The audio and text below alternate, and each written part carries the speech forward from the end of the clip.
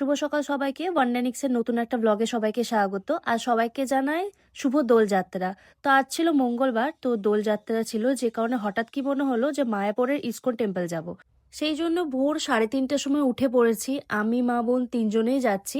তো এইদিকে মা আর বোন গিয়েছিল ফ্রেশ হতে, আমি ফ্রেশ হয়ে চলে এসেছি। এবার আমি রেডি হব, আর মা বোনও দেখছি এদিকে রেডি হতে শুরু করে দিয়েছে। ট্রেন ছিল 5টায়, সেই জন্য খুব একটা দেরি করছি না, এবার বেরিয়ে পড়ছি। কারণ বেরোতে যদি দেরি করি তখন টোটোটাও পাবো না আর ট্রেনটাও মিস করে যাব। তো এখনো দেখতে পাচ্ছ সেরকম ভাবে আলো ফুটে ওঠেনি আর অন্ধকারই হয়ে আছে। তো মা আর বোন পেছনে আসছিল, তো আমি দাঁড়িয়েছিলাম এখানে মা আর বোনের জন্য। দেখতে পাচ্ছ মা আর বোন চলে এসেছে। আমরা অনেকটাই হেঁটে গেলাম, তারপরে দেখলাম যে একটা টোটো আসছে, তো সে গেল স্টেশন আমাদেরকে রাখতে, তো ওটাতেই চলে গেছিলাম। বাড়ি থেকে স্টেশনটা যেহেতু ভীষণই কাছে, ওই জন্য খুব একটা লেট হয়নি, 5-7 মিনিটের মধ্যে চলে এসেছিলাম। এসে আমি টিকিটটা কেটে নিয়েছি। ট্রেন আসতে যেহেতু কিছুটা সময় ছিল, তো আমি মা বোন একটু আস্তে আস্তে সিঁড়ি দিয়ে উঠে যাচ্ছি। আর ট্রেনটা যেহেতু প্ল্যাটফর্ম নাম্বার 3-এ আসবে, সেটাই আমি বোনকে বলছিলাম এখানে। তো আস্তে আস্তে আমরা হেঁটে যাচ্ছি, যেহেতু একটু সময় আছে, তো খুব একটা তাড়াহুড়ি করার কিছু নেই। কিছুক্ষণ বসেছিলাম, তার মধ্যেই ট্রেনটা চলে এসেছিল, তো আমি মা বোন তিনজনে উঠে পড়েছি। আর যেহেতু এটা ভোরবেলার ট্রেন, সেই জন্য খুব একটা ভিড় ছিল না।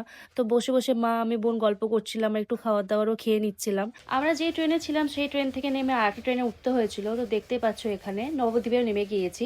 এখান থেকে হেঁটে যাচ্ছি। আর যেহেতু আজকে দোলযাত্রা ছিল, সেই কারণে মানুষের ভিড় প্রচন্ড ছিল। তোমরা দেখতেই পাচ্ছ এই ট্রেন থেকে যতগুলো লোক নেমেছে সবাই মায়াপুর যাচ্ছে। ট্রেন থেকে নেমে এখন দেখতেই পাচ্ছ নৌকায় চেপেছি, তো নৌকা থেকে দেখা যাচ্ছে মন্দিরটা। তো অল্প কিছু রং নিয়ে নিয়েছিলাম, যেহেতু আজকে হোলি, সেই জন্য। তো তারপরে দেখতেই পাচ্ছ এখানে মা সামনে হেঁটে যাচ্ছে, আর একটু পরে আমাদেরকে টোটো নিতে হবে। তারপরে যে ইস্কন মন্দিরটা আছে তার সামনে গিয়ে আমরা পৌঁছাবো। আজকে যেহেতু দোল, ওই জন্য মায়াপুরকে ভীষণ সুন্দর করে সাজানো হয়েছে। প্রত্যেকটা হোলিতে এবং দোলযাত্রায় ভীষণ সুন্দরভাবে সাজানো হয় মায়াপুরকে। আসলে যেহেতু অনেকটাই সময় হয়ে গেছিল, ওই জন্য খিদেও পেয়েছিল। তো ইসকন মন্দিরের সামনে একটা দোকান ছিল, ওখান থেকে পুরি আর পিঠাই পরোটা নিয়ে নিয়েছিলাম। তো আমি মা বোন এখানে খেতে বসেছি। তিনজনের খাওয়া দাওয়া শেষ হয়ে গেছিল, তারপর দেখতে পাচ্ছ মন্দিরের ভেতরে চলে এসেছি। আজকে যেহেতু অনেকটাই সময় থাকবো, সেই জন্য আস্তে আস্তে ঘুরছিলাম আর পুরোটা ঘুরে ঘুরে দেখছিলাম। এখানে কতগুলো ফুলের গাছ লাগিয়েছে তোমরা দেখতেই পাচ্ছ।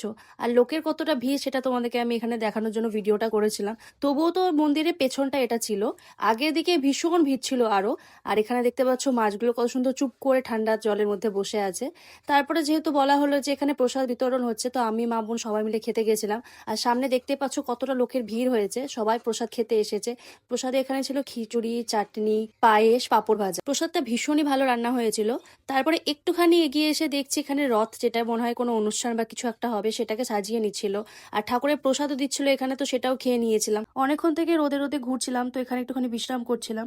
আর এখানে দেখতে পাচ্ছ সবাই আরাম করছে আর ঠাকুরের যে কথা বলি সেগুলো শুনছিল। তো অনেকটাই দেখলাম দেরি হয়ে পড়েছে, তো মাকে বললাম চলো এবার বেরিয়ে পড়ি। তো বেরিয়ে পড়েছিলাম। তো যেহেতু টোটো চলছিল না সেই সময়তে, তো ওটা হেঁটেই আসছিলাম। হাঁটতে হাঁটতে দেখি এখানে সবাই দোল খেলেছে। দোল খেলে সবাই এখানে নাচ করছিল, তো ভীষণই মন থেকে আনন্দ হচ্ছিল ওদেরকে দেখে। তারপরে নৌকা পার হতে হয়েছে, নৌকা পার হওয়ার পর আবার টোটো ধরেছি। তো এখানে দেখতে পাচ্ছ আসার পথে আমাদেরকে পায়েস দিয়েছে, সেই পায়েসটা খেলাম। স্টেশনে এসে এখানে ঘুগনি, পাঁপড় সেসব খেয়ে নিয়েছি। কিছুক্ষণ বসলাম, মোটামুটি 4:45টার দিকে ট্রেন ছিল, কিন্তু লেট ছিল, তো 4:30টার দিকে ঢুকেছে। এবার ট্রেনে উঠে গেছি। এবার এখানে উঠে দেখছি অনেক কেউ আবার জল ঢালতে গিয়েছিল তারকেশ্বর। ট্রেনে যেহেতু ভীষণ ভিড় ছিল, ওই জন্য একটুও বসতে পারিনি, পুরোটাই দাঁড়িয়ে আসতে হয়েছে, তাই ভীষণ ক্লান্ত হয়ে গেছি। কিন্তু আজকে যে দোলের দিনটা সেটা মায়াপুরে ভীষণ ভালো কেটেছে। তো আজকে আর ভিডিওটা আমি কন্টিনিউ করতে পারছি না। এখানে দেখতে পাচ্ছ রাতে এসে আমি সেদ্ধ ভাত খেয়ে নিয়েছিলাম। আর ভিডিওটা আমি এখানে এড করছি।